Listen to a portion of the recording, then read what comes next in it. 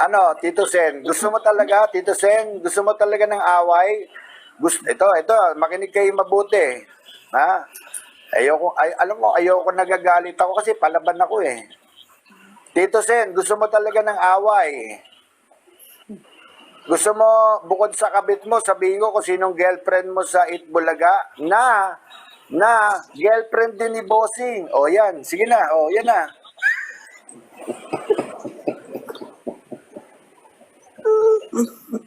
Gusto nyo talagang, gusto nyo magkasiraan dito, Gusto nyo talagang, sige, Christy Fermin, banata mo, Christy Fermin, at lahat ng sikreto ng Itbulaga, sasabihin ko, Tito Sen, baka gusto mong sabihin ko rin kung saan mo kami dinadala na putahan, kung saan mo kami dinadala at tinuturuan mo kami humanap ng puta.